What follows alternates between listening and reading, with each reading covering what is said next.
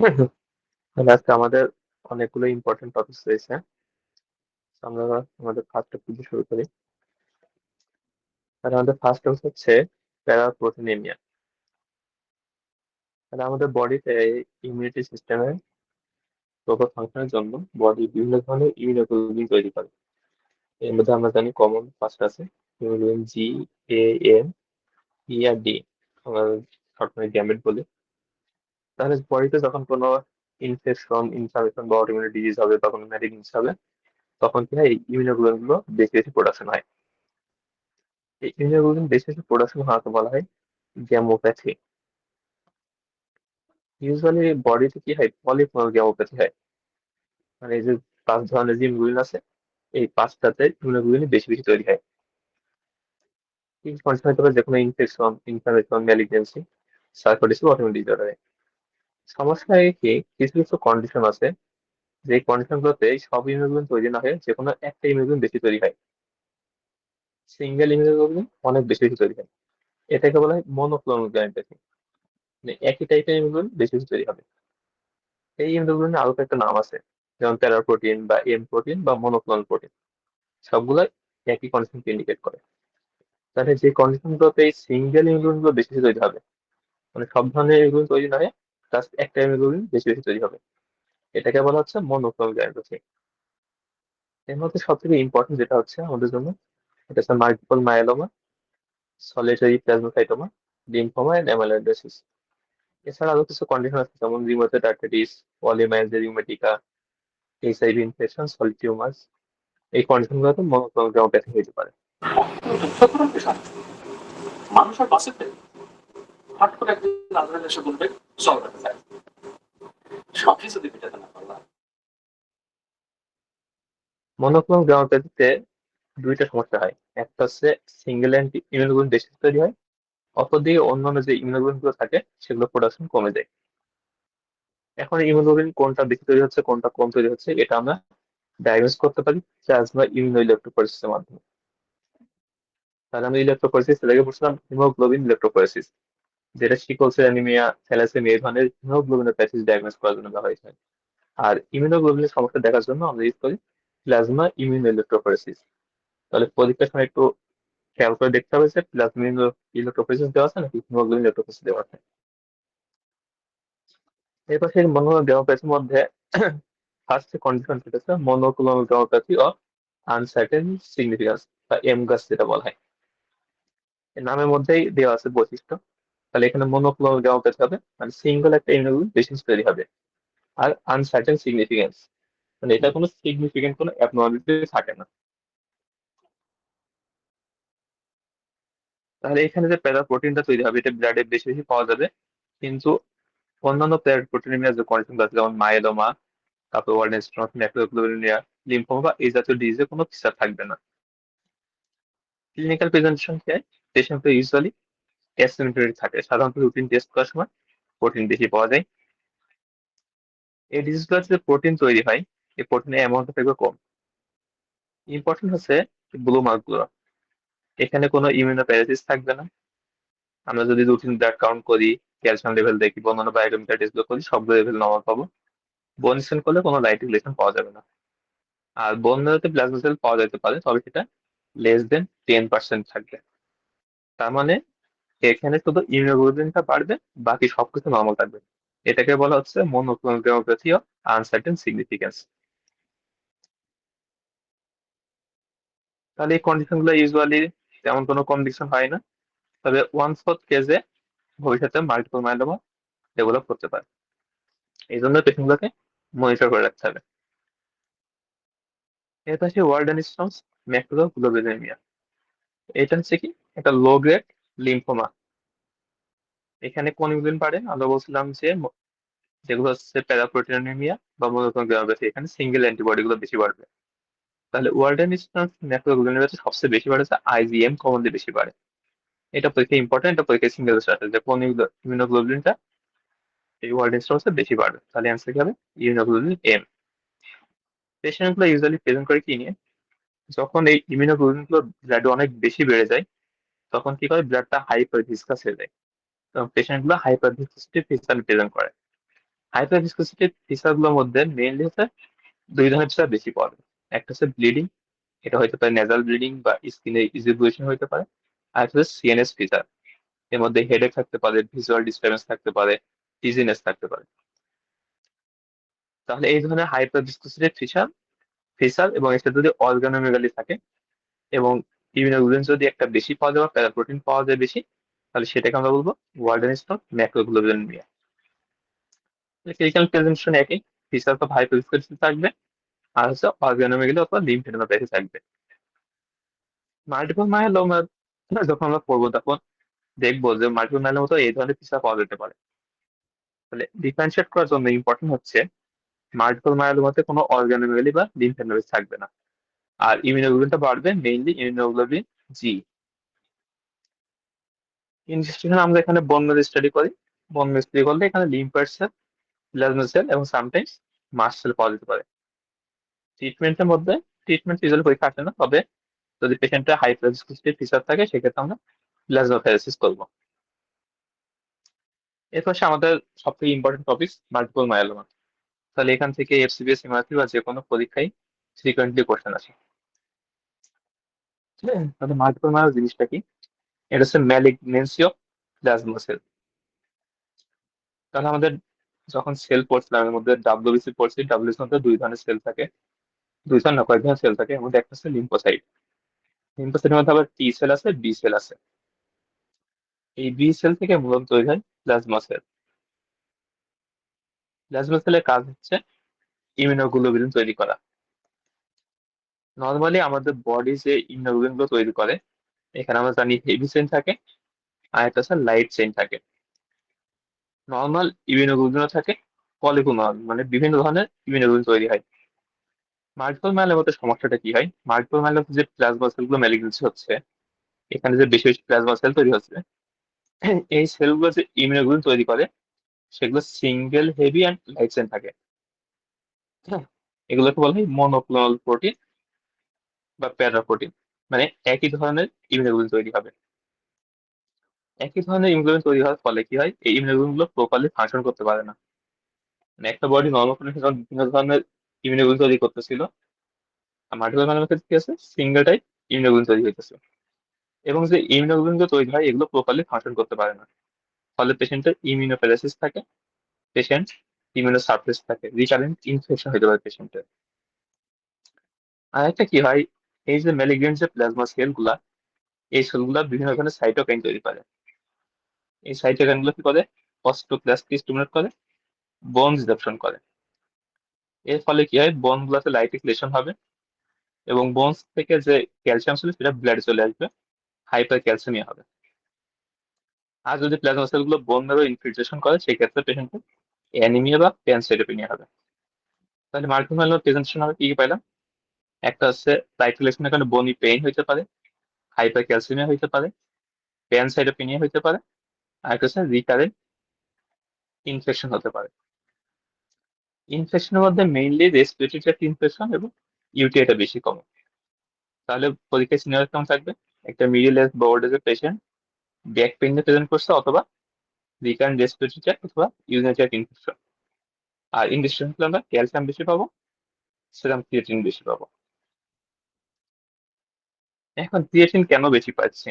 তাহলে clinical features যদি আমরা দেখি, মাল্টিপল মায়োলোমা, মাল্টিপল মায়োলোমার ক্ষেত্রে সবচেয়ে কমন ফিচার হচ্ছে বনি পেইন, যেটা লাইটিক লেশনের কারণে হইতেছিল। এছাড়া স্পাইনাল কর্ড কম্প্রেশন হইতে পারে, হাইপার ভিসকোসিটি ফিচার পাইতে পারি, আগে আমরা যেগুলো পড়লাম ওইগুলাই।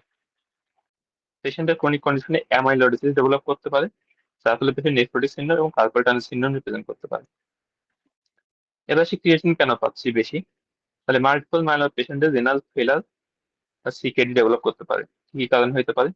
একটা হচ্ছে প্যারাপ্রোটিন ডিপোজিশনের কারণে হইতে পারে, হাইপার ক্যালসিয়ামের কারণে হইতে পারে, ইনফেকশন, এনএসআইডি, অ্যামালয়েড। তাহলে পরীক্ষায় এমসিকিউ আসে, what are the causes of renal ফেলার ইন মাল্টিপল মাইলোমা। এর পাশে মাল্টিপল মাইলোমা ব্লাড টেস্ট করলে কি কি পাবো? আমরা বললাম যে প্লাজমা সেলগুলো যদি বোন ম্যারো ইনফিল্ট্রেশন করে তাহলে আমরা অ্যানিমিয়া পাইতে পারি, প্যানসাইটোপেনিয়া পাইতে পারি। আবার যেহেতু বোন রিডাকশন বেশি হচ্ছে, সো হাইপার ক্যালসিয়ামিয়া পাবো। রেনাল ইমপ্যাক্ট পাবো, কি কারণে পাই এখানে আমরা এর আগে বলছি। আর হচ্ছে প্যারাপ্রোটিন, যদি আমরা প্রোটিন ইলেকট্রোফোরেসিস করি তাহলে প্যারাপ্রোটিন পাবো। এর বাইরে নন স্পেসিফিক্যালি ইএসআরটা বেশি পাইতে পারি, ইউজুয়ালি সবকিছু পাওয়া যায় না। এরপর আমরা যদি বোন মেরো টেস্ট করি তাহলে সেক্ষেত্রে পাবো প্লাজমা সেল গুলো বেশি পাবো, মোর দ্যান 10%। তাহলে একটু আগে আমরা পড়ছিলাম যে এম গাছ monoclonal gammopathy of uncertain significance, সেখানে প্লাজমা সেল ছিল less than 10%। আর এই যে জেনারেল ইম্পেয়ারমেন্ট, হাইপারক্যালসিমিয়া, বনিলেশন, এগুলো কোনোটাই ছিল না। তাহলে এই ধরনের যদি অর্গান ড্যামেজ থাকে, প্লাজমা সেল more than 10% থাকে, তাহলে আমরা বলবো মাল্টিপল মাইলোমা। আর যদি প্লাজমা সেল less than 10% থাকে আর কোনো এন্ড অর্গান ড্যামেজ না থাকে, সেক্ষেত্রে ডায়াগনোস হবে monoclonal gammopathy of uncertain significance. Multiple মাইলোমাতে যে এম প্রোটিন বা ইমিউন পাওয়া যায়, এর মধ্যে সব থেকে বেশি পাওয়া যাচ্ছে আইজিজি। তাহলে এটাও পরীক্ষায় কোশ্চেন আসে যে মাল্টিপল মাইলোমার ক্ষেত্রে কোন ইমিউনোগ্লোবিনটা বেশি প্রোডাকশন হয়। তাহলে অ্যান্সার হবে ইমিউনোগ্লোবিন জি। আর ওয়ার্ডেনস্ট্রমস ম্যাক্রোগ্লোবিনের ক্ষেত্রে অ্যান্সার হয়েছিল ইমিউনোগ্লোবিন এম। তাহলে এগুলো পরীক্ষায় ফ্রিকোয়েন্টলি আসে, মুখস্থ করতে হবে। এর পাশে মাল্টিপল মাইলোমা কি কি নিয়ে প্রেজেন্ট করে আমরা অলরেডি ডিসকাস করে ফেলছি। এখানে ইম্পর্টেন্ট হচ্ছে মাল্টিপল মাইলোমা মিডিয়ান এজ হচ্ছে 60 to 70 ইয়ার্স। তাহলে পেশেন্ট গুলো ইউজুয়ালি একটু ওল্ড এজে প্রেজেন্ট করে। তাহলে ইয়ং পেশেন্টের ক্ষেত্রে আমরা ইউজুয়ালি মাল্টিপল মাইলোমা চিন্তা করি না। কোনো পেশেন্ট যখন ওল্ড এজে বনি পেইন বা ব্যাক পেইন বা রিকারেন্ট ইনফেকশনে প্রেজেন্ট করবে বা রেনাল ইম্পেয়ারমেন্ট প্রেজেন্ট করবে অথবা হাইপার ক্যালসিমিয়া নিয়ে প্রেজেন্ট করবে, তখন আমরা মাল্টিপল মাইলোমা চিন্তা করবো। Multiple myeloma diagnostic criteria fill up করার জন্য মিনিমাম দুইটা পয়েন্ট থাকা লাগবে। তিনটা পয়েন্টের মধ্যে দুইটা থাকতে হবে মিনিমাম। কি কি? একটা হচ্ছে infuse malignant plasma sell in bone marrow, তারপর হচ্ছে সেরাম আর ইউরিনারি এম প্রোটিন, আর একটা হচ্ছে স্কেলেটাল লাইটিফিকেশন। তাহলে এই তিনটার মধ্যে দুইটা ডায়াগনস্টিক ফুলফিল করার জন্য আমাদের কিছু ইনভেস্টিগেশন করা লাগবে। তাহলে বোন ম্যারো প্লাজমা সেল দেখার জন্য আমরা বোন ম্যারো স্পেসিং করে দেখবো যেখানে প্লাজমা সেল more than 10% আছে কিনা। এরপর আমরা প্লাজমা এন্ড ইউজিন ইলেকট্রোফোরেসিস করবো এম প্রোটিন দেখার জন্য, আর স্কেলেটাল সার্ভে করবো কোনো লাইটিক লেশন আছে কিনা দেখার জন্য। তাহলে আগে সাধারণত প্লেন এক্স রে করা হতো, তবে এখন যেটা করা হয় লোড সিটি স্ক্যান অথবা এমআরআই করা হয়। রিসেন্টলি এমআরসিপি পরীক্ষাগুলোতে খুব কমনলি কোশ্চেন আছে যেখানে স্কেলেটাল লাইটিফিকেশন দেখার জন্য ইনজেকশন অফ চয়েস কি। তাহলে এখন যেটা করে সেটা হচ্ছে হোল বডি এমআরআই। ডেভিডসনেটা দেওয়া আছে, হোল বডি এমআরআইটা এখন বেশি প্রিফার করা হয়। তাহলে আমরা ডায়াগনোসিস করে ফেললাম। ডায়াগনোসিস হচ্ছে প্রগনোসিস। প্রগনোসিস দেখার জন্য আমরা দুইটা জিনিস দেখি, একটা হচ্ছে সেরাম অ্যালবুমিন, আর একটা হচ্ছে বিটা 2 মাইক্রোগ্লোবিউলিন। তাহলে অ্যালবুমিন যদি কমে যায় আর বিটা 2 মাইক্রোগ্লোবিউলিন যদি বেড়ে যায়, তাহলে সেটা ইন্ডিকেট করে ব্যাড প্রগনোস্টিক ফ্যাক্টর। এছাড়া আমরা সাইটোজেনেটিক অ্যানালাইসিসও করতে পারি। কিছু কিছু সাইটোজেনিক অ্যাবনর্মালিটি আছে যেগুলো পোর প্রগনোসিস ইন্ডিকেট করে। পরীক্ষায় বেশি আসে অ্যালবুমিন আর একটা হচ্ছে বিটা 2 মাইক্রোগ্লোবিউলিন। এর পাশে ম্যানেজমেন্ট। ম্যানেজমেন্ট পরীক্ষায় খুব একটা আসে না, জাস্ট অল্প করে একটু পয়েন্ট মনে রাখলে হবে।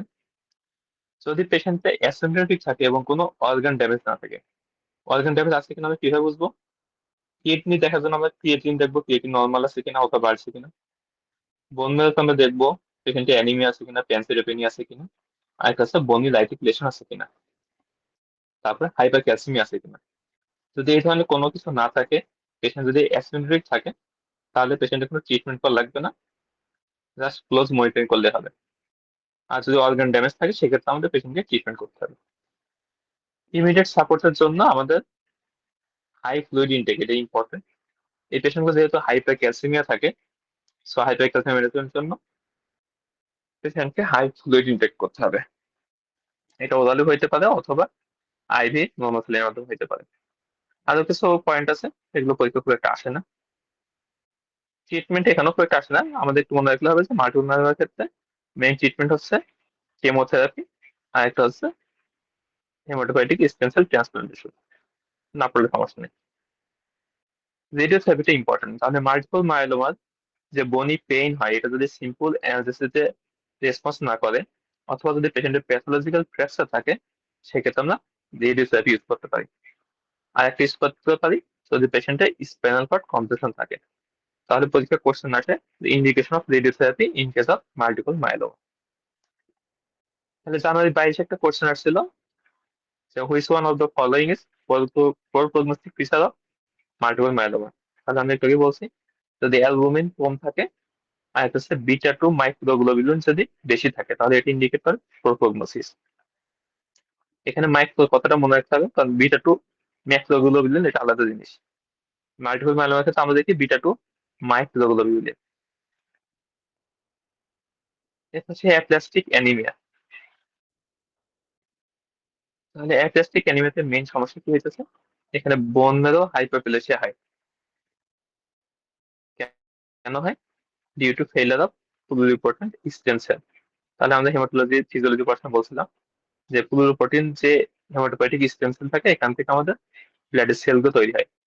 তাহলে এই স্টেম সেলগুলো যদি ঠিক মতো কাজ না করতে পারে তাহলে কি হবে, বোন মেরো হাইপারপ্লেসিয়া হবে এবং ব্লাডে আমরা টেস্ট করলে প্যানসাইটোপেনিয়া পাবো, আরবিসি ডাব্লিউবিসি প্লেটলেট সবগুলাই কম পাবো। পেশেন্ট কি নিয়ে প্রেজেন্ট করবে? পেশেন্ট ইউজুয়ালি সাইটোপেনিয়া ফিচারগুলো প্রেজেন্ট করে। তাহলে পেশেন্ট যদি হিমোগ্লোবিন কম থাকে তাহলে পেশেন্টের উইকনেস থাকবে, এক্সেশনাল ডিসনেস থাকবে, ইফোর্ট ইনফ্লুয়েন্স থাকবে। ডাব্লিউবিসি কাউন্ট কমে গেলে কি হবে, পেশেন্টের রিকারেন্ট ইনফেকশন হবে। আর প্লেটলেট কমে গেলে পেশেন্টের ব্লিডিং ম্যানিফেস্টেশন থাকবে। পেশেন্টের এপিস্ট্যাক্সিস থাকতে পারে, তারপর ইজি বুলিশিং থাকতে পারে, পালপুলার পেরিসিস থাকতে পারে। ফিমেল পেশেন্ট হলে এক্সেসিভ মেনস্ট্রুয়েশন বা মেনোরেজিয়া থাকতে পারে। আমরা যখন সিবিসি পাবো কি পাবো, প্যানসাইটোপেনিয়া পাবো। এখানে একটা ইম্পর্টেন্ট হচ্ছে অ্যাপ্লাস্টিয়ামিয়াতে কোনো অর্গান মেগালি থাকবে না। তাহলে এই কথাগুলো এখানে বলা আছে। ইনভেশন আরেকটা কমন পয়েন্ট হচ্ছে রেটিকুলোসাইট কাউন্ট আমরা কম পাবো, যেহেতু এখানে বোন ম্যারো কোনো সেল তৈরি করতে পারতেছে না। ম্যানেজমেন্ট হচ্ছে কিউরেটিভ ট্রিটমেন্ট হচ্ছে allogeneic haematopoietic stem cell transplantation. বাকি ম্যানেজমেন্ট খুব একটা আসে না। অ্যাপ্লাস্টিক অ্যানিমিয়ার পেশেন্ট গুলো আদার্স যে পুরোনো ডিজঅর্ডার আছে সেগুলো ডেভেলপ করতে পারে। এর মধ্যে ইম্পর্টেন্স হচ্ছে টিএনএইচ, মাইলোডিসপ্লেসিয়া সিনড্রোম এন্ড এএমএল। এটা পরীক্ষায় এমসিকিউ আসতে পারে। Causes of secondary aplastic anaemia, এটা মুখস্থ করতে হবে, বোঝার তেমন কিছু নেই। মেইনলি ড্রাগ কজ গুলো বেশি ইম্পর্টেন্ট। এর মধ্যে অ্যান্টিবায়োটিক, অ্যান্টিথাইরয়েড এবং অ্যাজাথিওপ্রিনটা বেশি ইম্পর্টেন্ট, কারণ এগুলো আমরা কমনলি ইউজ করে থাকি। বাকি ড্রাগগুলো মুখস্থ করতে হবে এমসিকিউ এর জন্য। এর পাশে মাইলো প্রলিফারেটিভ নিওপ্লাসম। তাহলে আমাদের যে ব্লাড সেল গুলো আছে এখানে দুই ধরনের সেল থাকে, একটা হচ্ছে মাইলয়েড সিস থাকে আর একটা হচ্ছে লিম্ফয়েড সিস থাকে। তা লিম্ফয়েড সিসের মধ্যে আমাদের মেইনলি থাকে টি লিম্ফোসাইট আর বি লিম্ফোসাইট। আর মাইলয়েড সিসের মধ্যে থাকে বাকি সবগুলা, আরবিসি, প্লেটলেট, এরপরে নিউট্রোফিল, বেসোফিল, ইসোনোফিল, মনোসাইট সবগুলাই। তাহলে মাইলয়েড সিসে যখন নিউপ্লাসিয়া হবে তখন মাইলয়েড সিসের সেলগুলা ব্লাডে বেশি বেশি পাওয়া যাবে, এটাকে বলে মাইলোপ্রলিফারেটিভ নিউপ্লাসম। তাহলে আরবিসি যদি বেশি বেশি পাওয়া যায় সেটাকে আমরা বলি পলিসাইথেমিয়া রুব্রাভেরা। ডাব্লিউবিসি কারণ বেশি পাওয়া গেলে সেটা হলে সিএমএল ও ক্রনিক মাইলয়েড লিউকেমিয়া। প্লেটলেট বেশি থাকলে এসেনশিয়াল থ্রম্বোসাইটোমিয়া, থ্রম্বোসাইটোমিয়া। আর এর বাদে একটা কন্ডিশন আছে সেটা হচ্ছে মাইলোফাইব্রোসিস। তাহলে মাইলোপ্রলিফারেটিভ নিউপ্লাসের ক্ষেত্রে কমনলি একটা মিউটেশন পাওয়া যায়, এটা পরীক্ষা আসে, সেটা হচ্ছে জ্যাক 2 মিউটেশন। তাহলে পলিসাইথেমিয়ার ক্ষেত্রে মোর দ্যান 90% কেস, এবং থ্রম্বোসাইথেমিয়া এন্ড মায়োফাইব্রোসিসের ক্ষেত্রে 50% কেসে আমরা জ্যাক 2 মিউটেশন পাই। তাহলে এটা পরীক্ষার জন্য খুবই ইম্পর্টেন্ট। কিছু কিছু পেশেন্টের ক্ষেত্রে আরো দুইটা মিউটেশন পাওয়া যায়, এটা সার্জনকে জিজ্ঞেস করে, পরীক্ষা খুব একটা আসে না। একটা হচ্ছে ক্যাল রেটিকুলেন জিন মিউটেশন আর একটা হচ্ছে থ্রোম্বোপয়েটিন রিসেপ্টর জিন এমটিএল মিউটেশন। আমাদের জন্য ইম্পর্টেন্ট হচ্ছে জ্যাক 2 মিউটেশনটা, এটা অবশ্য মনে রাখতে হবে। তাহলে মাইলোপ্রলিফারেটিভের মধ্যে পরীক্ষা সবচেয়ে কমনলি দুইটা আসে, দুইটা তিনটা বেশি আসে। একটা হচ্ছে পলিসাইথেমিয়া, একটা সিএমএল আর একটা হচ্ছে মাইলোফাইব্রোসিস। তাহলে মাইলোফাইব্রোসিস গুলো পেশেন্ট গুলো ইউজুয়ালি প্রেজেন্ট করে ওল্ড এজে, মোর দ্যান 50 ইয়ার্স। তাহলে ইয়ং এবং মিডল এজে আমরা কখনো মাইলোফাইব্রোসিস কনসিডার করবো না। পেশেন্ট গুলো ওল্ড এজে বেশি প্রেজেন্ট করে। কি নিয়ে প্রেজেন্ট করতে পারে, একটা হচ্ছে অ্যানিমিয়া ফিচার নিয়ে প্রেজেন্ট করতে পারে, পেশেন্টের উইকনেস, ল্যাসিটিউড এগুলো থাকতে পারে। আর একটা বেশি যেটা ইম্পর্টেন্ট সেটা হচ্ছে ম্যাসিভ স্প্লেনোমেগালি। ম্যাসিভ স্প্লেনোমেগালি যে কয়েকটা কজ আছে এর মধ্যে ইম্পর্টেন্স হচ্ছে মাইলোফাইব্রোসিস। তাহলে ওল্ড এজে কোন একটা পেশেন্ট যদি প্যানসাইটোপেনিয়া ফিচার নিয়ে প্রেজেন্ট করে আর সাথে যদি ম্যাসিভ স্প্লেনোমেগালি থাকে তাহলে আমাদের ডায়াগনোসিস হবে মাইলোফাইব্রোসিস। তাহলে একটু আগে আমরা বলছিলাম যে অ্যাপেস ক্যামেরার ক্ষেত্রে প্যানসাইটোপেনিয়া থাকবে কিন্তু কোনো অর্গানোমেগালি থাকবে না। আর মাইলোফেরিসিস পেশেন্টের ক্ষেত্রে প্যানসিটোপিনিয়া থাকবে, সাথে হিউজ স্প্লেনোমেগালি থাকবে। প্যানসিটোপিনিয়া ছাড়াও আরেকটা ফিসানে যেটা প্রেজেন্ট করতে পারে সেটা হচ্ছে লিউকো ইরিথ্রোব্লাস্টিক অ্যানিমিয়া। মানে এখানে লিউকোব্লাস্ট বা ইমেসো ডাব্লিউসি বেশি পাওয়া যাবে, আর একটা হচ্ছে ইমেসো আরবিসি বেশি পাওয়া যাবে। এই দুটাকে একসাথে বলা হয় লিউকো ইরিথ্রোব্লাস্টিক ব্লাড পিকচার। আরেকটা ইম্পর্টেন্ট যেটা পরীক্ষা খুব বেশি আছে সেটা হচ্ছে টিবিএফ করলে আমরা টিয়ার শেপ সেল পাওয়া যায়, টিয়ার শেপ আরবিসি। এটাকে বলে টিয়ার ড্রপ পলিসাইটোসিস বা টিয়ার ড্রপ আরবিসি। দেখতে যে পানি, চোখে পানি উঠে এরকম একটু শেপ থাকে। এই টিয়ার ড্রপ সেল যদি আমরা দেখি পরীক্ষায় অপশন দেওয়া আছে, তাহলে এটা অলওয়েজ মাইলোফেরিসকে ইন্ডিকেট করে। এই পেশেন্ট গুলোর ক্ষেত্রেও আমরা জ্যাক টু মিউটেশন পেতে পারি। তাহলে এই জ্যাক টু মিউটেশন যদি পাই তাহলে এটা মাইলোফেরিস ডায়াগনোসিসকে সাপোর্ট করে। ট্রিটমেন্ট ইউজুয়ালি পরীক্ষায় আসে না, তবে একটা জিনিস জানা রাখা লাগবে যে জ্যাক টু ইনহিবিটর রুক্সোলিটিনিব এইটা আমরা এই মাইলোপলিফেরাইটিস ডিসঅর্ডার গুলো এখানে ইউজ করতে পারি, মাইলোফেরোসিস ইউজ করতে পারি, পলিসাইথেমিয়াকে ট্রিটমেন্ট হিসেবে ইউজ করতে পারি। তাহলে মাইলোফেরোসিস এর টিপিক্যাল সিনারি কি থাকবে? ওল্ড এজের পেশেন্ট, সাথে ওয়েট লস থাকতে পারে, নাইট সোয়েটিং থাকতে পারে, অ্যানিমিয়া থাকতে পারে। সিবিসি এক্সামিনেশন করলে আমরা কি পাবো? হিউজ স্প্লেনোমেগালি পাবো। ইনভেস্টিগেশন করলে আমরা প্যানসাইটোপিনিয়া পাইতে পারি, অথবা লিউকোরিয়াক্সোবিলাস্টিক অ্যানিমিয়া পেতে পারি।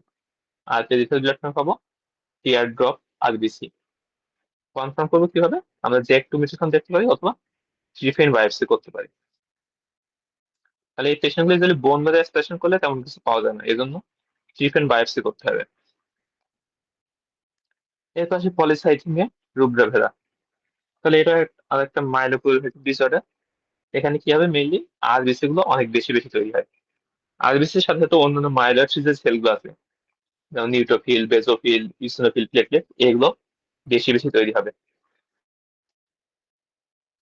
তাহলে এখানে যখন সেল কাউন্ট অনেক বেশি হবে তখন কি হবে? পেশেন্ট গুলো হাইপার ভিসকোসিটি হিসাবে প্রেজেন্ট করবে। তাহলে ব্লাডে যদি কোনো সেল কাউন্ট অনেক বেশি বেড়ে যায়, বা ইমিউনোগ্লোবুলিন বা অ্যান্টিবডি অনেক বেশি বেড়ে যায়, তাহলে পেশেন্ট গুলা হাইপার ভিসকোসিটি হিসাবে প্রেজেন্ট করতে পারে।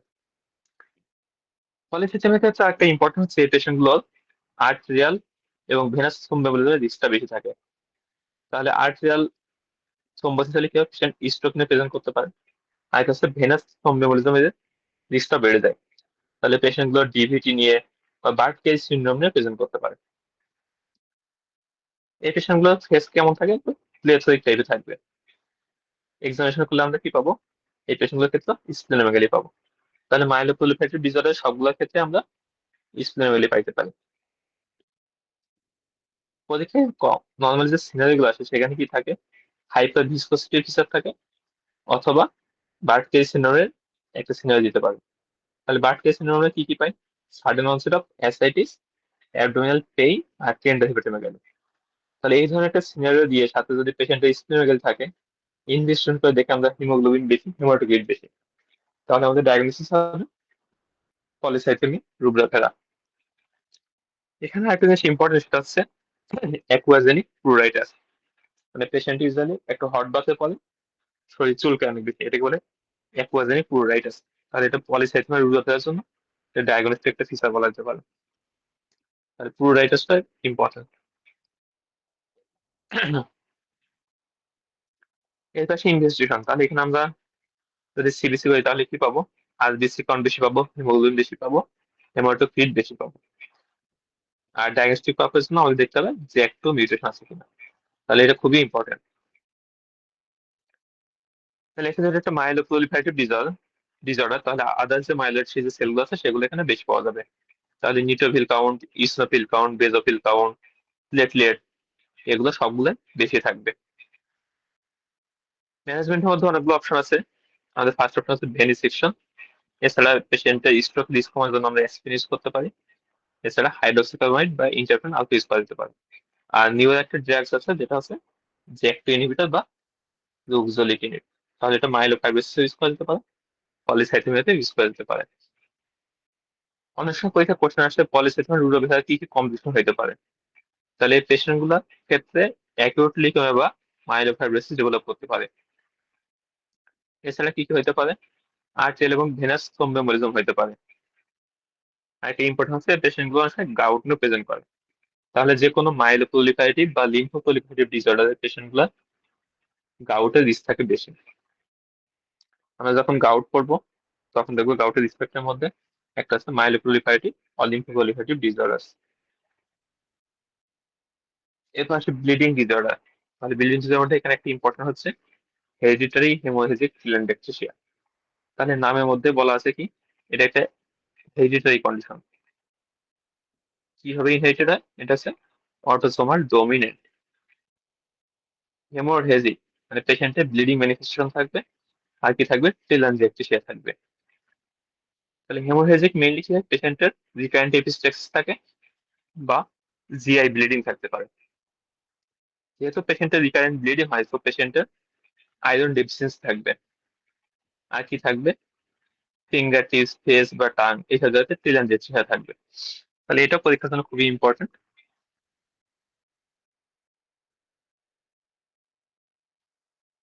অনেক সময় পরীক্ষার কোশ্চেন আছে টেলানজাক্টেশিয়া গুলো কোথায় কোথায় পাওয়া যায়। তাহলে ফিঙ্গার টিপস ফেস টাং এবং ন্যাসাল প্যাসেজ লাং এবং জিআইটি এগুলাতে টেলানজাক্টেশিয়া পাওয়া যায়। জিআইটি তে কি হবে, এখানে ক্রনিক জিআই ব্লিডিং হবে। আর লাংসের কারণ টেলানজাক্টেশিয়ার কারণে এখান থেকে ভেসেলগুলো ব্যবসা হয়ে পড়ে এপিস্টেক্সিস হইতে পারে, সরি হেমোপ্টাইসিস হইতে পারে। আর নোজের যে ব্লাড গুলো থাকে এটা অ্যাবনর্মালিটির জন্য পেশেন্টের এপিস্টেক্সিস থাকতে পারে। তাহলে কোনো একটা পেশেন্টের যদি এরকম টেলানজাক্টেশিয়া থাকে, আয়রন ডেফিসিয়েন্সি নিয়ে প্রেজেন্ট করে, আর সাথে যদি এরকম রিকারেন্ট সুপারফিশিয়াল ব্লিডিং হিস্ট্রি থাকে, তাহলে আমাদের ডায়াগনোসিস হবে হেরিডিটারি হেমোরেজিক টেলানজাক্টেশিয়া। এএলএস ড্যানরোজ ডিজিজ। তাহলে এখান থেকে শুধু একটা জিনিস জানলে হবে যে এখানে টাইপ সি কোলাজেন ডিফেক্ট থাকে, পরীক্ষা খুব একটা আসে না, দরকার নেই। এরপর সেই ইডিওপ্যাথিক থ্রোম্বোসাইটোপেনিক পালসিটি বা আইটিপি। তাহলে আইটিপি তে মেনলি কি হয়, এটা হচ্ছে ইমিউনো মেডিয়েটেড ডিজিজ। এখানে অ্যান্টিবডি ফর্মেশনের কারণ হচ্ছে প্লেটলেটের যে গ্লাইকোপ্রোটিন 2 এর বি বা 3 এর গ্লাইকোপ্রোটিন থাকে, এটাই হচ্ছে অ্যান্টিবডি ফর্মেশন হয়। তাহলে এই পেশেন্ট গুলো কি হবে, পেশেন্ট গুলো থ্রোম্বোসাইটোপেনিয়া থাকে যেহেতু, সো প্লেটলেট রিলেটেড ডিসঅর্ডার যে ফিচার সেগুলো থাকবে। তাহলে আমরা ফার্স্ট ক্লাসে বলছিলাম যদি কোনো পেশেন্টের থ্রোম্বোসাইটোপেনিয়া থাকে বা প্লেটলেট ডিসফাংশন থাকে বা অ্যান্টিপ্লেটলেট ড্রাগ ইউজ করা হয়, তাহলে patient usually superficial bleeding a present করে। সুপারফিশিয়াল ব্লিডিং মধ্যে আছে এপিস্টেক্সিস পালপুলা পেটিসি মেনোরেজিয়া। তাহলে এই পেশেন্ট গুলা যদি সিমটোমেটিক থাকে তাহলে এই ধরনের সুপারফিশিয়াল ব্লিডিং নিয়ে প্রেজেন্ট করবে। তো এই পেশেন্ট গুলোর ক্ষেত্রে ইউজুয়ালি কোনো অর্গানিক্যালি পাওয়া যায় না। আইটিপির সাথে কিছু কন্ডিশনাল সেট থাকে, SLE HIV B cell pregnancy pregnancy. তাহলে এগুলো পরীক্ষায় এমসিকিউ আসতে পারে, what are the condition associated with ITP. Presentation কেমন হয়, আইটিপি পেশেন্ট গুলো ইউজুয়ালি অ্যাসিম্পটোমেটিক থাকে। আমরা সিবিসি টেস্ট করলে তখন দেখি প্লেটলেট কম আছে, সেটা ইভ্যালুয়েশন করতে গেলে তখন আইটিপি ডায়াগনোস দেয়। তবে কোনো পেশেন্টের যদি সিভিয়ার থ্রোম্বোসাইটোপেনিয়া থাকে, প্লেটলেট 20,000-এর কম হয়, তাহলে সেক্ষেত্রে পেশেন্টের ব্লিডিং ম্যানিফেস্টেশন থাকতে পারে। আর যদি পেশেন্টের প্লেটলেট কাউন্ট 10,000 কম হয়, তাহলে সেক্ষেত্রে পেশেন্টের ইনট্রাক্রানিয়াল হেমোরেজিসও থাকতে পারে। আমরা যদি ইনভেস্টিগেশন করে দেখি তাহলে সিবিসি করলে আমরা প্লেটলেট কাউন্টটা কম পাবো, বাকি আদার সেলগুলো কাউন্ট নর্মাল থাকবে। আর যদি কোয়াগুলেশন স্ক্রিনিং করি তাহলে ব্লিডিং টাইম বেশি পাবো।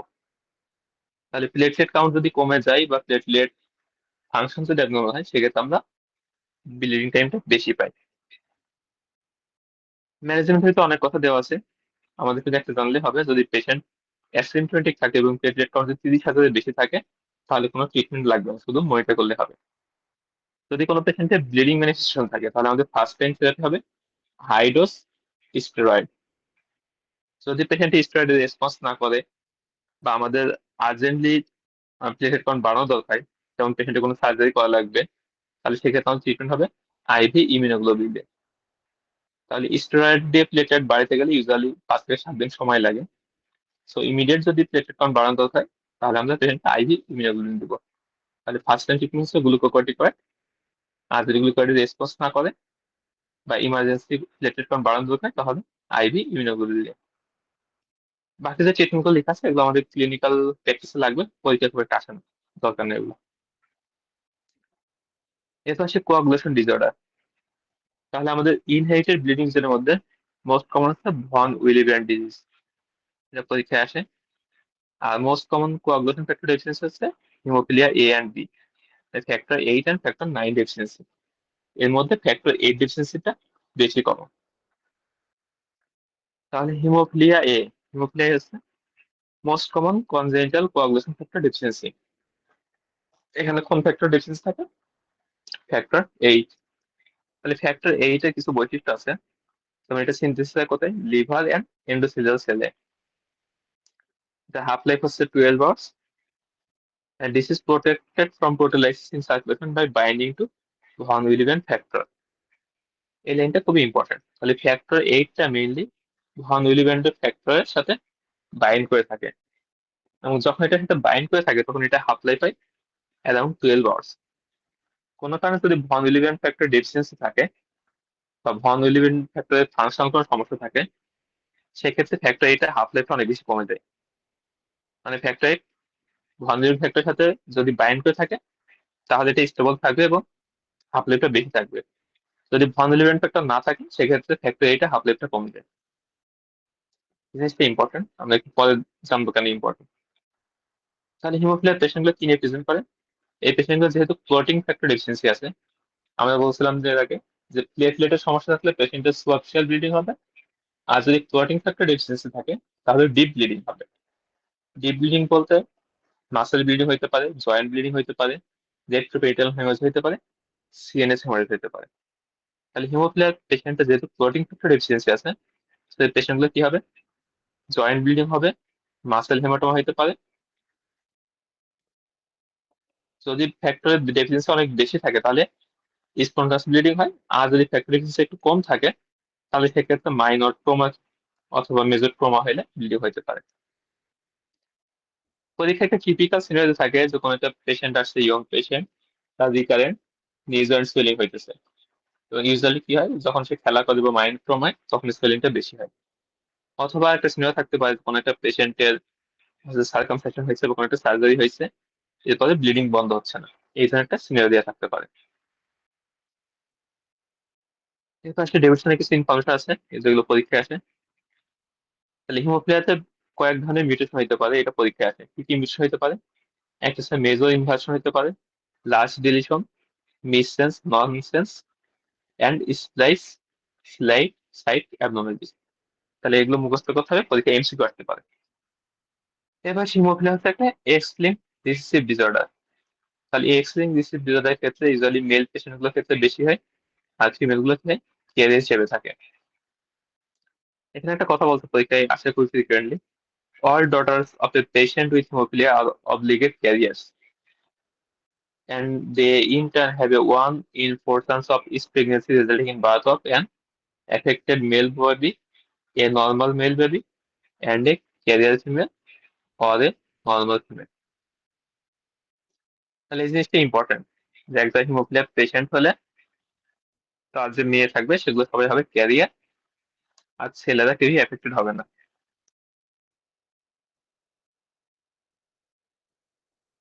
এটা যদি আমরা একটু দেখি এক্স লিঙ্ক ডিসিজ ডিসঅর্ডার, এটা সব এক্স লিঙ্ক ডিসিজ ডিসঅর্ডারের ক্ষেত্রে এই একই ক্যারেক্টারিস্টিক্স পাওয়া যাবে।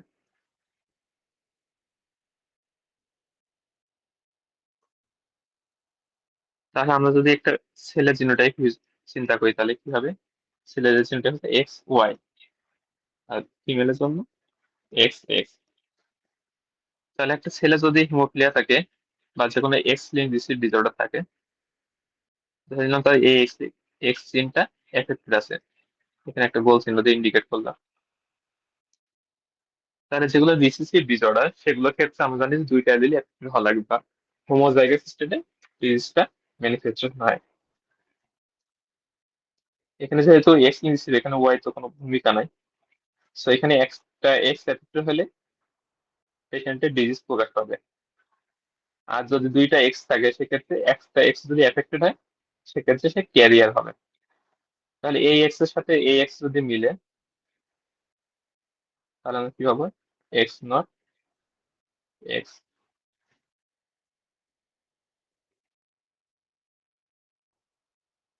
এরপরে এটার সাথে এটা হলে এক্স ওয়াই। এক্স এর সাথে এক্স মিললে হবে এক্স, এটা এটার সাথে মিললে হবে এক্স ওয়াই। তাহলে আমরা যদি জেনেটিক ইনহেরিটেন্স যদি মিলাই, তাহলে একটা এফেক্টেড মেল এর সাথে নর্মাল ফিমেলে যদি বাচ্চা কাচ্চা হয়, তাহলে এটা 4টা বাচ্চা হতে পারে এই ধরনের। তাহলে এই যে এটা হলো ডটার, মেয়ে আর কি, এক্স এক্স। তাহলে দুইটা এক্স এর মধ্যে একটা ভালো আছে, একটা আছে এফেক্টেড।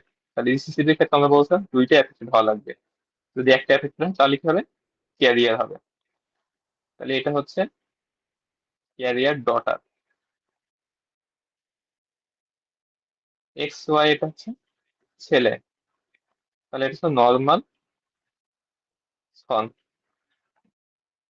এটা হলো কি ক্যারিয়ার ডটার।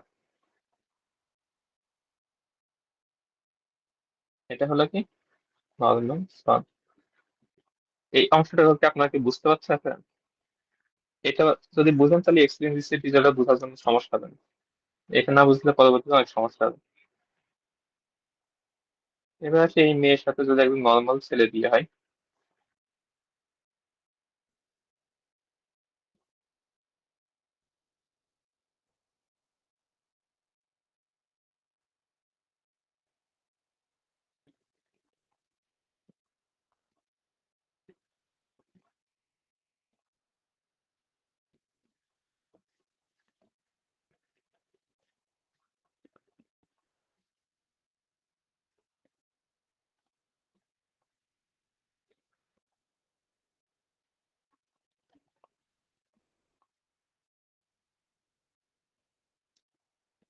তাহলে এই যে এখানে যে একটা ক্যারিয়ার ডটার ছিল, এই ক্যারিয়ার ডটার সাথে একটা নর্মাল ছেলের বিয়ের ফলে যদি যে বাচ্চা কাচ্চাগুলো হবে, এর মধ্যে কি থাকতেছে, একটা ক্যারিয়ার ডটার থাকতেছে, একটা আছে নর্মাল ডটার, একটা আছে এফেক্টেড সন, আর একটা আছে নর্মাল সন। তাহলে একটা ছেলে হচ্ছে এফেক্টেড হবে, একটা ছেলে নর্মাল থাকবে, একটা মেয়ে এফেক্টেড হবে, আর একটা মেয়ে নর্মাল হবে। এটা হচ্ছে একজন এফেক্টেড বাবার মেয়ে, তাদের কি বাচ্চা কাচ্চা হবে। আর যদি এফেক্টেড বাবা হয়, তাহলে সেক্ষেত্রে তাদের ছেলে সবাই নর্মাল থাকবে। আর মেয়েদের মধ্যে দুইজনই ক্যারিয়ার হবে। মানে যে কটা মেয়ে হবে তারা সবাই ক্যারিয়ার, আর যে কটা ছেলে হবে তারা সবাই নর্মাল থাকবে। এই অংশটা কি বুঝছেন? এই অংশটা না বুঝলে কিন্তু এক্সপ্লিসিট ডেটাগুলো বোঝা যাবে না।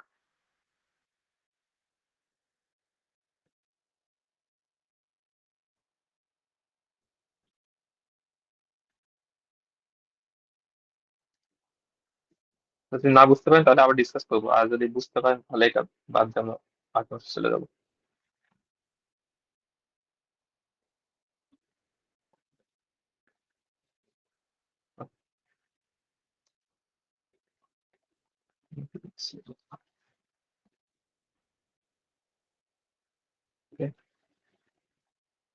তাহলে হেমোফিলিয়াতে আমরা ছিলাম। হেমোফিলিয়া হচ্ছে ক্লাসিফিকেশন আমরা 3 ভাগে করতে পারি, একটা সিভিয়ার, মডারেট আর মাইল্ড। তাহলে এটা ডিপেন্ড করে ফ্যাক্টর 8 এবং ফ্যাক্টর 9 লেভেলের উপরে। যদি পেশেন্টের সিভিয়ার হিমোফিলিয়া থাকে তাহলে সেক্ষেত্রে পেশেন্টের স্পন্টেনাস নিউমোরাইথিস এবং স্পন্টেনাস মাসেল হিমাটোমা থাকবে। যদি মডারেট ডেফিসিয়েন্সি থাকে তাহলে মাইল্ড ট্রমা বা সার্জারি করলে ব্লিডিং হবে। আর মাইল্ড ডেফিসিয়েন্সি থাকলে মেজর সার্জারি বা মেজর ট্রমাতে পেশেন্টের এক্সেসিভ ব্লিডিং হবে। তাহলে পেশেন্টের টিপিক্যাল সিনারিও কেমন থাকে, যে পেশেন্টের রিকারেন্ট জয়েন্ট সোয়েলিং বা মাসেল হিমাটোমা থাকতেছে ফলোইং মাইনর ট্রমা বা স্পন্টেনাসলি হইতে পারে, অথবা পেশেন্টের একটা ডিলেড কন্ট্রোলার ব্লিডিং হিস্ট্রি থাকতে পারে, আর সাথে ফ্যামিলি হিস্ট্রি থাকতে পারে। আমরা যদি ইনভেস্টিগেশন করি তাহলে কি পাবো, এই পেশেন্টগুলোর মেইন সমস্যা ছিল ক্লটিং ফ্যাক্টর 8 এবং 9 ডেফিসিয়েন্সি। তাহলে ক্লটিং ফ্যাক্টর ডেফিসিয়েন্সি থাকলে আমরা ইউজুয়ালি ক্লটিং টাইমটা বেশি পাই। আর ফ্যাক্টর 8 এবং 9 এটা ছিল হচ্ছে ইন্ট্রিনসিক পাথওয়ের একটা পার্ট। আমরা জানি ইন্ট্রিনসিক পাথওয়ের কোনো ফ্যাক্টর ডেফিসিয়েন্সি থাকলে সেক্ষেত্রে এপিটিটিটা বাড়ে বেশি। তাহলে এখানে কি বাড়বে? এপিটিটি বেশি বাড়বে। আর যদি আমরা ফ্যাক্টর 8 অ্যাসে করি তাহলে ফ্যাক্টর 8 কম পাবো ইন কেস অফ নিউক্লিয়ার এ। আর যদি ফ্যাক্টর 9 অ্যাসে করি সেটা নিউক্লিয়ার পির ক্ষেত্রে কম পাবো। এখানে যদি প্লেটলেট রিলেটেড কোনো সমস্যা নাই, সো ব্লিডিং টাইম, প্রথম ব্লিডিং টাইম এবং প্লেটলেট কাউন্ট এগুলো নর্মাল থাকবে। আর যেহেতু ফ্যাক্টর 7 এর সমস্যা নাই, সো এক্সট্রিনসিক পাথওয়েটাও হ্যাম্পার হইতেছে না, সো প্রথম মেন টাইম করলে নর্মাল পাবো। ট্রিটমেন্টের ক্ষেত্রে আমাদের মেইন ট্রিটমেন্ট হচ্ছে কোয়াগুলেশন ফ্যাক্টর কনসেন্ট্রেট। নিউক্লিয়ার ক্ষেত্রে ফ্যাক্টর 8 দিব, বির ক্ষেত্রে ফ্যাক্টর 9 দিব। তবে রিসেন্ট একটা ড্রাগ আসছে মনোক্লোনাল অ্যান্টিবডি, যেটা ফ্যাক্টর 8 এর অ্যাক্টিভিটির মতো কাজ করতে পারে, সেটা হচ্ছে এমিসিজুমাব। আর যদি পেশেন্টের মাইল্ড ব্লিডিং থাকে সেক্ষেত্রে আমরা ভ্যাসোপ্রেসিন রিসেপ্টর অ্যাগনিস্ট ইউজ করতে পারি, যেটাকে ডেসমোপ্রেসিন। তাহলে ভ্যাসোপ্রেসিন বাই এডিএইচ এটা হচ্ছে একটা মেজর ফাংশন হচ্ছে ওয়াটার রিঅ্যাকশন করা। তাহলে এই যে একটা ইউজ করলে, এটা যেহেতু ভ্যাসোপ্রেসিন, সিনথেটিক ভ্যাসোপ্রেসিন, সো এর একটা সাইড ইফেক্ট হবে কি, এটা ওয়াটার রিটেনশন করবে এবং সিগনিফিকেন্ট হাইপোনেট্রিয়া ডেভেলপ করতে পারে। তাহলে কোনো পেশেন্টে যদি আমরা ডেসমোপ্রেসিন দিই তাহলে সেক্ষেত্রে পেশেন্টদেরকে ফ্লুইড রেস্ট্রিকশন করতে হবে। দুইটা কন্ডিশনে ডেসমোপ্রেসিন দেওয়া যাবে না, একটা হচ্ছে সিভিয়ার আর্টেরিয়াল ডিজিজ থাকলে, আর যদি ইয়ং পেশেন্ট যাদের হাইপোনেট্রিয়া আছে তাদের ক্ষেত্রে দেওয়া যাবে না। তাহলে ট্রিটমেন্ট অপশনের ক্ষেত্রে আমরা কি কি পাইলাম? মাইনর ব্লিডিং থাকলে আমরা সেক্ষেত্রে ভ্যাসোপ্রেসিনের ক্ষেত্রে অ্যাগনিস্ট দেবো। যদি পেশেন্টের সিভিয়ার ব্লিডিং থাকে তাহলে আইভি ফ্যাক্টর 8 কনসেন্ট্রেট দেবো। আর প্রোফাইলিক্স হিসেবে আমরা ফ্যাক্টর 8 দিতে পারি, অথবা মনোক্লোনাল অ্যান্টিবডি ইমিসিজল ইউজ করতে পারি। এখানে কোয়াগুলো ব্যাচের কিছু কজ দেওয়া আছে, এগুলো মুখস্থ করতে হবে, বোঝার তেমন কিছু নাই। এটা আসে ভন উইলিব্র্যান্ড ডিজিজ। তাহলে ভন উইলিব্র্যান্ড ডিজিজ হইতে পারে দুইটা কারণে, একটা হচ্ছে quantitative deficiency of von Willebrand factor, আর একটা হচ্ছে qualitative deficiency of von Willebrand factor. তাহলে ভন উইলিব্র্যান্ড ফ্যাক্টরকে মেইনলি তিন ভাগে ভাগ করা যায়, টাইপ 1, 2 এন্ড 3। টাইপ 2 আবার কয়েকটা ক্লাসিফিকেশন আছে। এর মধ্যে টাইপ 1 এন্ড 3 তে কি হয়, কোয়ান্টিটিভ ডেফিসিয়েন্সি মানে ভন উইলিব্র্যান্ড ফ্যাক্টর ডেফিসিয়েন্সি থাকে, নাম্বার কম থাকে।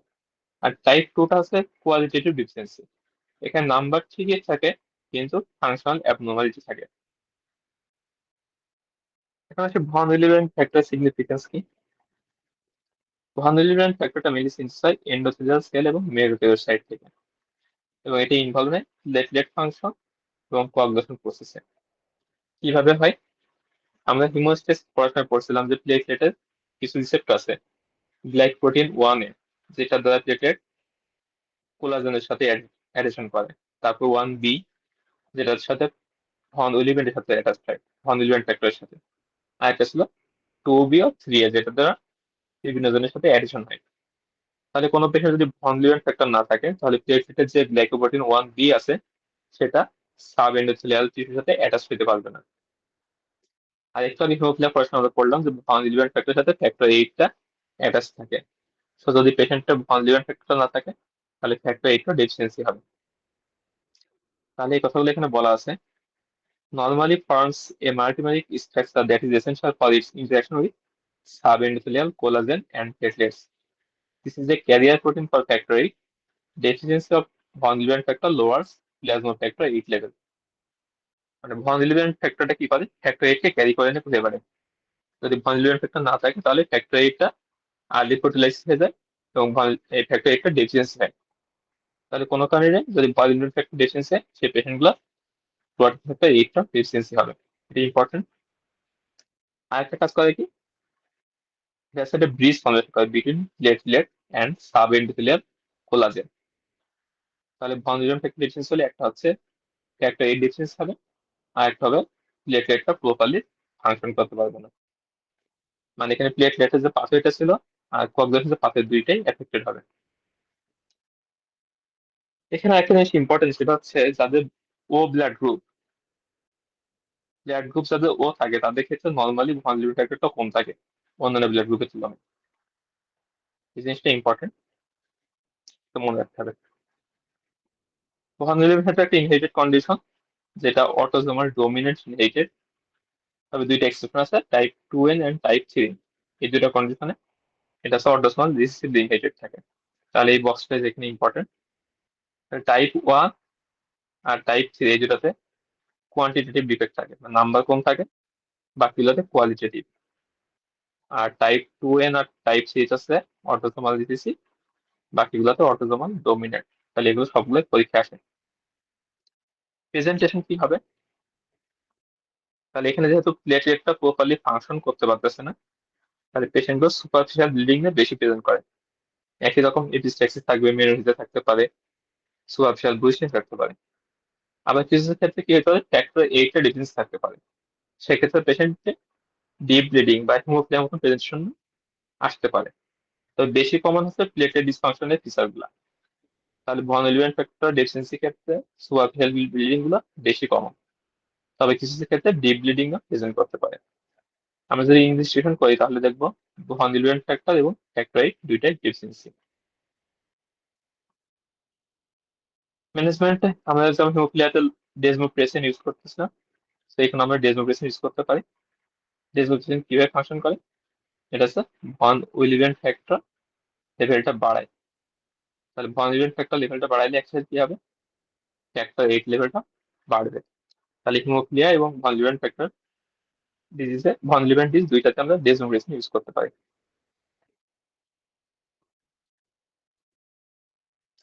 ইনজেকশন করলে কি কি পাবো? এখানে যেহেতু প্লেটলেটটা প্রপারলি ফাংশন করতে পারতেছে না, তাহলে ব্লিডিং টাইম করলে আমরা ব্লিডিং টাইমটা প্রলং পাবো।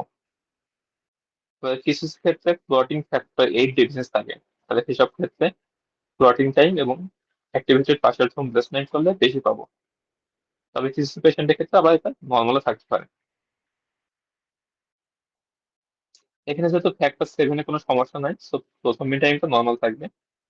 প্লেটলেট কাউন্ট ইউজুয়ালি নর্মাল থাকে, তবে এক্সেপশন হচ্ছে টাইপ 2B। তাহলে ভন উইলিয়ান ডিজিজের টাইপ 2B তে থ্রোম্বোসাইটোপেনিয়া থাকতে পারে। পরীক্ষায় থ্রোম্বোসাইটোপেনিয়ার কজ হিসেবে অনেক সময় ভন উইলিয়ান ডিজিজের অপশন থাকতে পারে। যদি ভন উইলিয়ান ডিজিজ টাইপ 2B থাকে, তাহলে এটা থ্রোম্বোসাইটোপেনিয়া একটা কজ। এরপর আছে factors predisposing to venous thrombosis. এটা মুখস্থ করতে হবে। সব পয়েন্ট মুখস্থ করা দরকার নেই, জাস্ট রেড যেগুলো রেড লাইন দিয়ে দেওয়া আছে এগুলো পরীক্ষার জন্য বেশি ইম্পর্টেন্ট, এগুলো জানতে হবে। বাকিগুলো এমসিকিউ আসতে পারে, জাস্ট একবার রিডিং করলে হবে। হ্যাঁ, এরপর আসে ভেনাস থ্রোম্বোএমবোলিজমের ম্যানেজমেন্ট। তাহলে ভেনাস থ্রোম্বোএমবোলিজমের ক্ষেত্রে আমাদের মেইন ম্যানেজমেন্ট আছে অ্যান্টিকোয়াগুলেশন।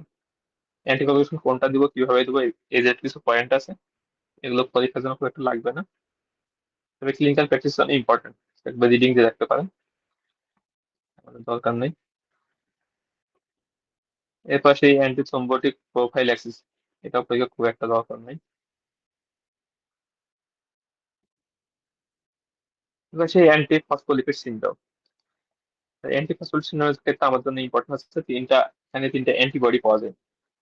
একটা হচ্ছে বিটা 2 গ্লাইকোপ্রোটিন, একটা হচ্ছে লোপাস অ্যান্টিকোয়াগুলেন্ট, আর একটা হচ্ছে অ্যান্টি কার্ডিওলিপিড অ্যান্টিবডি। তাহলে এই তিনটা অ্যান্টিবডি অ্যান্টি ফসফোলিপিড সিন্ড্রোমের ক্ষেত্রে পাওয়া যেতে পারে। অ্যান্টি ফসফোলিপিড সিন্ড্রোম দুইভাবে প্রেজেন্ট করতে পারে। একটা হচ্ছে প্রাইমারি অ্যান্টি ফসফোলিপিড সিন্ড্রোম, যেটা শুধু অ্যান্টি ফসফোলিপিড সিন্ড্রোম নিয়ে প্রেজেন্ট করে। আর একটা হচ্ছে সেকেন্ডারি এপিএস, যেখানে ইউজুয়ালি রিউমাটোলজিক্যাল কন্ডিশন বা অটোইমিউন কন্ডিশন সাথে প্রেজেন্ট করে, মোস্ট কমনলি এসএল এর সাথে। তাহলে যদি আন্ডারলাইন কোনো ডিজিজ থাকে, সেটাকে আমরা বলবো সেকেন্ডারি এপিএস। আন্ডারলাইন কোনো ডিজিজ না থাকে, সেটা হচ্ছে প্রাইমারি ইপিএস। এপিএস এর প্রেজেন্টেশন দুইভাবে হতে পারে, একটা হচ্ছে থ্রোম্বোটিক ম্যানিফেস্টেশন, আর একটা হচ্ছে অ্যাডভান্স প্রেগনেন্সি আউটকাম। তাহলে পেশেন্টগুলো রিকারেন্ট অ্যাবর্শন নিয়ে প্রেজেন্ট করতে পারে, বা সিভিয়ার প্রি এক্লাম্পশন প্রেজেন্ট করতে পারে প্রেগনেন্ট পেশেন্টের ক্ষেত্রে। আর একটা কি প্রেজেন্ট করতে পারে, ভেনাস অ্যান্ড আর্টেরিয়াল থ্রোম্বোএমবোলিজম নিয়ে। এছাড়া আরো কিছু প্রেজেন্টেশন আছে, যেমন লিভিড রেটিকুলারিস, টিয়ানোথোমাইলাইটিস বা কোরিয়ানও প্রেজেন্ট করতে পারে। এপিএস এর সাথে কি কন্ডিশনার সেট থাকে, ইউজুয়ালি এখানে অটো ইমিউনো কন্ডিশনার রিমোটোলজিক্যাল যে কন্ডিশনার সেগুলো সেট থাকতে পারে। এর মধ্যে আছে SLE, systemic sclerosis, Sjogren's syndrome, rheumatoid arthritis, Behcet's disease, temporary arthritis. তাহলে এগুলো পরীক্ষা এমসিকিউ আসতে পারে। তাহলে কোনো একটা পেশেন্ট যদি রিকারেন্ট প্রেগনেন্সি লস থাকে, বা রিকারেন্ট ভেনাস থ্রোম্বোসিস বা আর্টেরিয়াল থ্রোম্বোসিস থাকে, এর সাথে যদি আমরা লিবিডো রেডিকুলাইস পাই, এটা কি একটা net like pattern of reddish গুলো স্কিন ডিসপ্লেস অন লেগ, মানে লোয়ার লিম্বে লেস লাইক বা নেটের মতো স্কিন র্যাশ থাকে, এটাকে বলা হয় লিবিডো রেডিকুলারিস।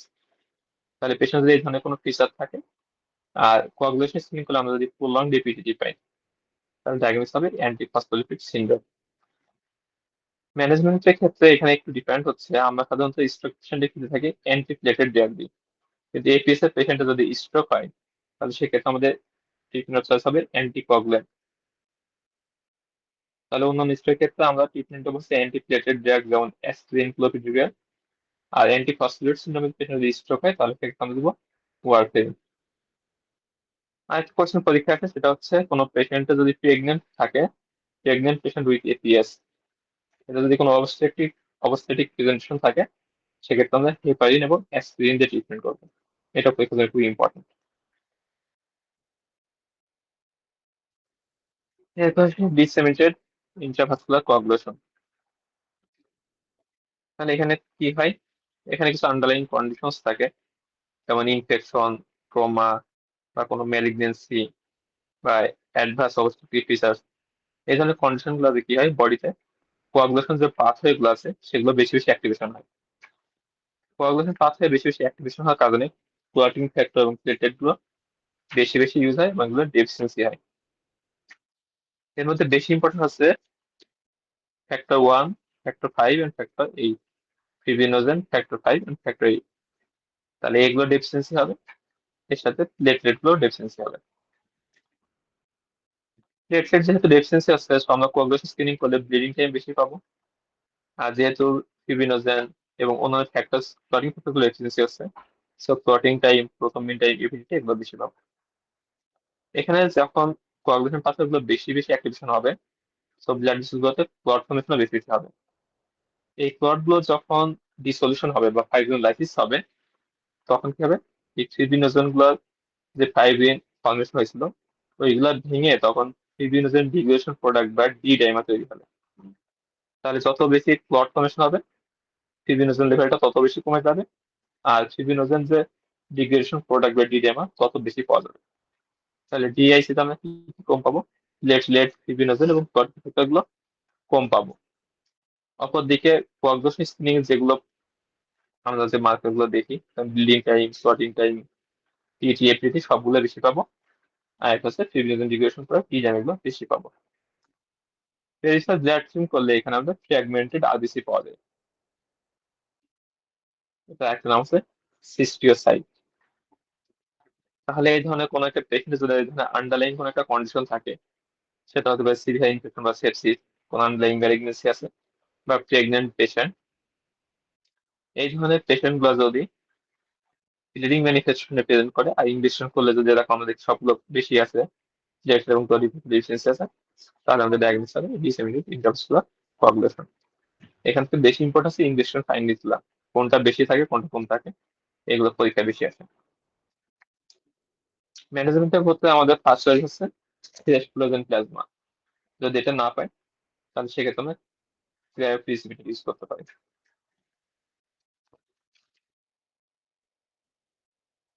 আর যদি পেশেন্টের কোনো কন্ডিশন না থাকে সেক্ষেত্রে প্রোফাইল্যাক্স হিসেবে হেপারিন ইউজ করতে পারি। তো এখানে একটা জিনিস মনে রাখতে হবে, সেটা হচ্ছে ফ্রেশ ফ্রোজেন প্লাজমা। আর ফ্রোজেন প্লাজমা যদি অ্যাভেলেবল না থাকে সেক্ষেত্রে ক্রায়োপ্রিসিপিটেট। এই যেটা মেনলি আমরা ট্রিটমেন্ট অফ সার্চ ইউজ করি। এরপর আসি টিটিপি বা থ্রম্বোটিক থ্রম্বোসাইটোপেনিক পারপুরা। মানে একটু আগে আমরা ভন উইলিয়াম ডিজিজ পড়ছিলাম। ভন উইলিয়াম ডিজিজে যে ভন উইলিয়াম ফ্যাক্টর ছিল, এই ভন উইলিয়াম ফ্যাক্টরটা যখন রিলিজ হয় তখন এটা মাল্টি মার্স হিসেবে রিলিজ হয়। এই মাল্টি মার্স যে ভন উইলিয়াম ফ্যাক্টর, এগুলো প্লেটলেটের সাথে বাইন্ড করে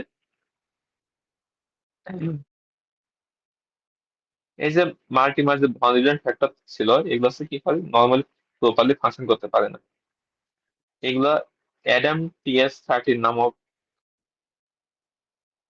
একটা সাবস্টেন্স, এটা দ্বারা ভেঙে মনোমার্ফরমেশন হয়, তখন ভন উইলিয়াম ফ্যাক্টর গুলো প্রপারলি ফাংশন করতে পারে।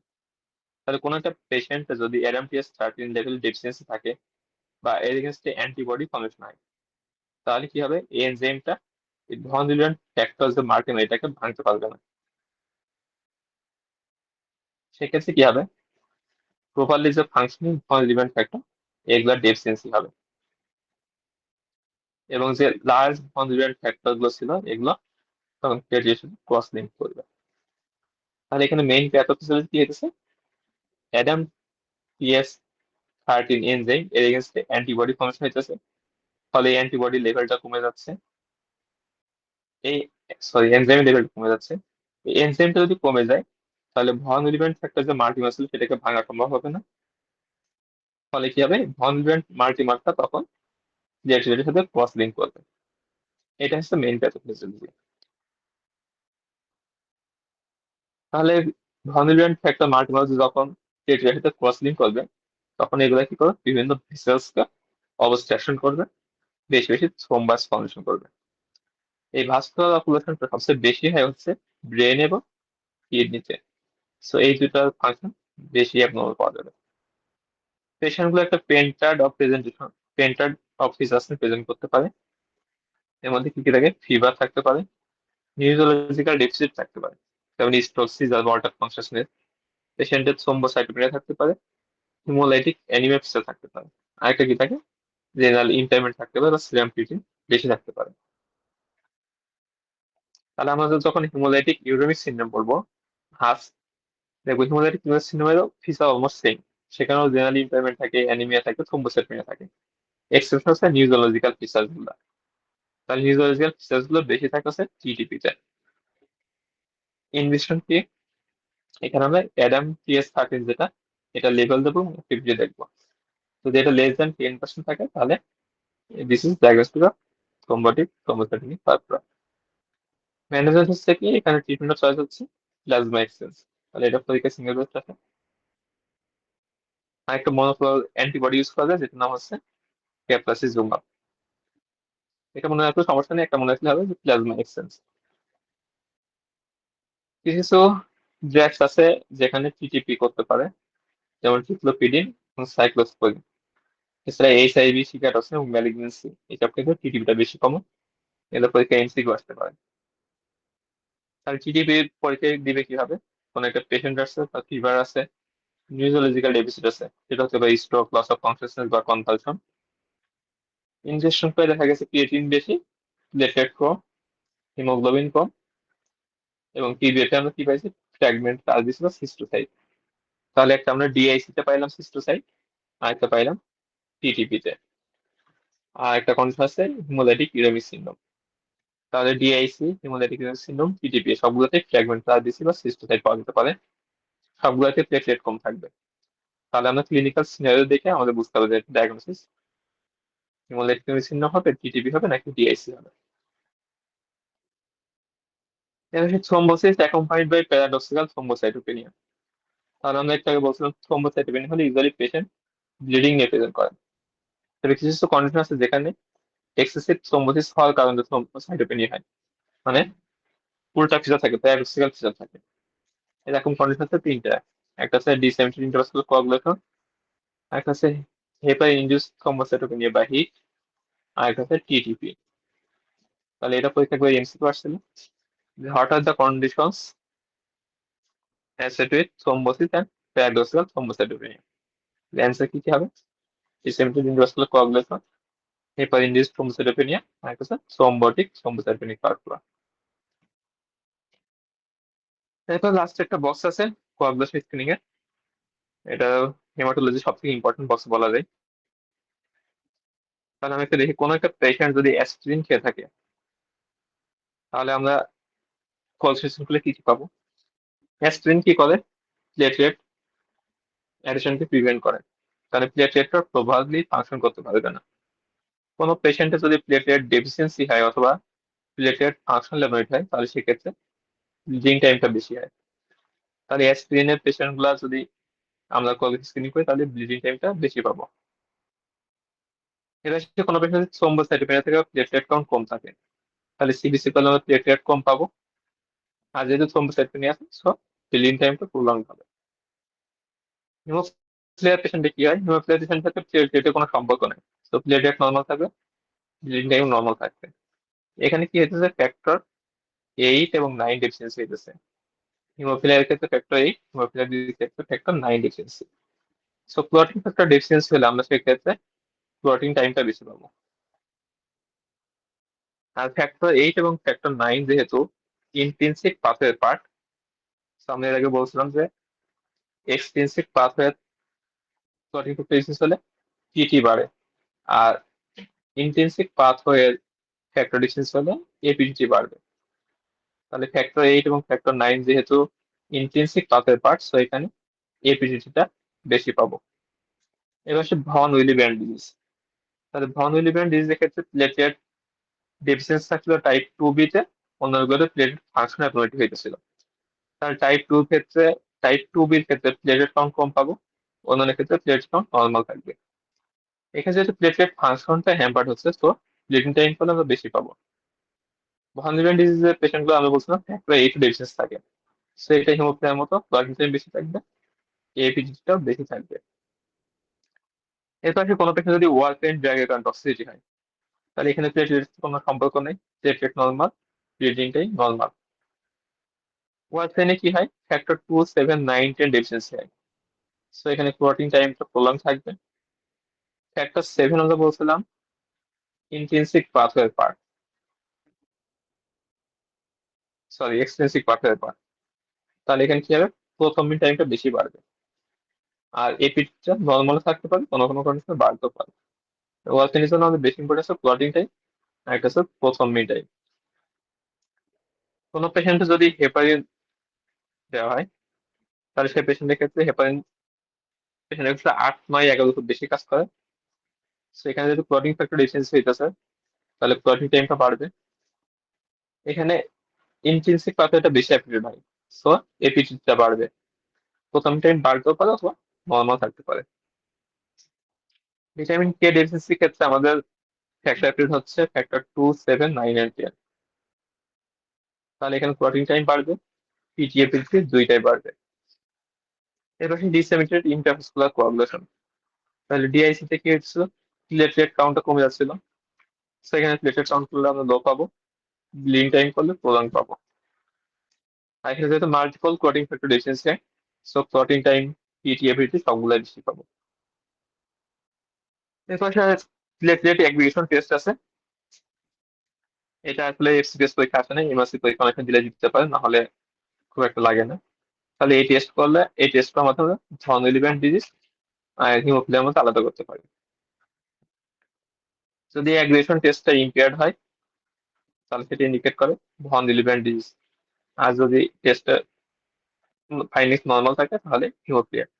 এটা জানা দরকার নেই, যদি এমআরসি পরীক্ষা দিতে চান তাহলে এটা লাগবে, না হলে দরকার নেই। বাকি যেগুলো ফাইন্ডিংস গুলো আছে, এগুলা এফসিপিএস এর জন্য বেশি ইম্পর্টেন্ট।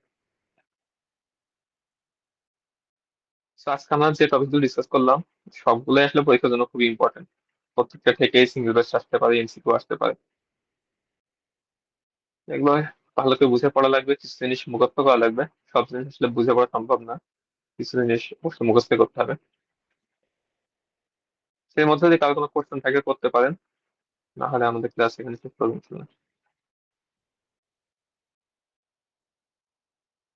কারো কোনো কোশ্চেন আছে?